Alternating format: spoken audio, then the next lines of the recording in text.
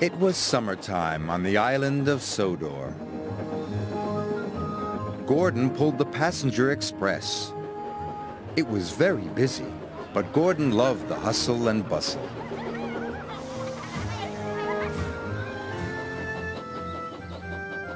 Henry hauled freight cars in the forest. He loved the peace and quiet, but he didn't see many people. Sometimes working in the forest could be very lonely. Later, Henry pulled into Knapford Station. He was delighted to see all the passengers. But Gordon was not delighted to see Henry.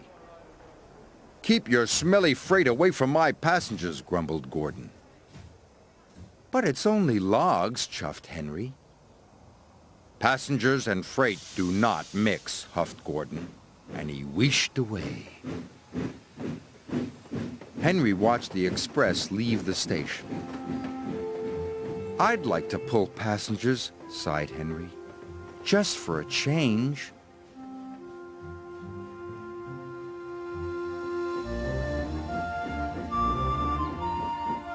Henry stopped at the water tank on the edge of the forest. Children were standing by one of the trees. "What are those children doing?" Henry asked Thomas. "That's the old Sodor wishing tree," said Thomas. "They must be making a wish." "A wishing tree?" gasped Henry. "How wonderful!" "Do you think it could make my wish come true?" asked Henry. "It might," said Thomas, and he puffed away. Henry rolled up to the wishing tree. He took a deep breath and made a wish, as hard as he could. I wish I could pull the express instead of Gordon," he said. That evening, Sir Topham Hatt came to see Henry. "Tomorrow, you will pull the express," he said. "Thank you, sir," said Henry happily. His wish had come true. The next morning, Henry chuffed cheerfully into Knapford Station.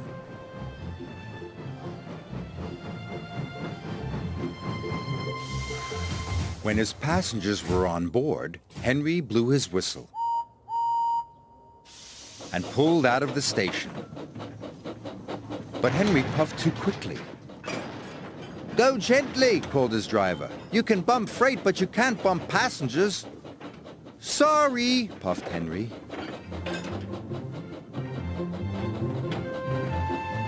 Henry puffed proudly through the countryside. "Pulling passengers is a grand job," he said. Gordon was in the repair yard. He was being fitted with a new boiler. But Gordon felt lonely. He was missing his passengers. The passengers were missing Gordon, too. They were having the bounciest, bumpiest ride they had ever had. When Henry got back to the sheds, Sir Topham Hatt was waiting for him. "There have been complaints," he said sternly. "Passengers are not like logs. You must be gentle." "Yes, sir," said Henry sadly. Being gentle was very difficult. Then Henry saw Gordon. He was looking miserable.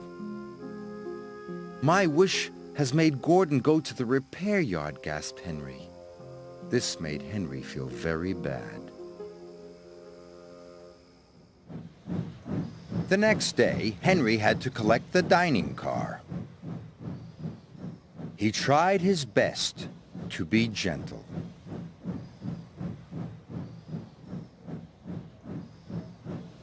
But he shunted the dining car so hard, everything flew into the air. There were more complaints than ever. Henry didn't want to pull passengers anymore. He wanted to wish everything back to normal.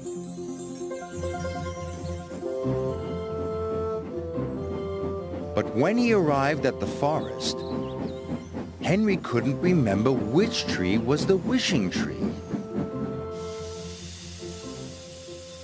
"Oh no!" cried Henry. "Which one could it be?"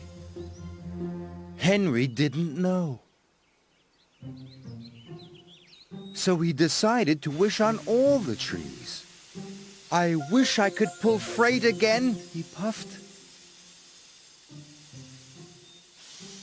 Then he moved to the next tree, and he wished again. "I wish I could pull freight again." Sir Topham Hatt arrived on board Thomas. "What are you doing, Henry?" asked Sir Topham Hatt. "You are causing confusion and delay." Henry told him all about the wishing tree. "Wishing trees don't run railways," said Sir Topham Hatt. "That's my job. Gordon just needed some repairs. He'll be back tomorrow." Henry was delighted. The next day, Gordon came back to work. He looked as good as new. The passengers were so pleased to see him. They cheered and cheered and cheered. Gordon beamed happily for the rest of the day. Henry was happy to be back in the peace and quiet of the forest. At the end of the day, he stopped near the wishing tree. And even though Sir Topham Hatt had told him trees don't run railways, Henry wished he would never have to pull passengers ever again, just in case.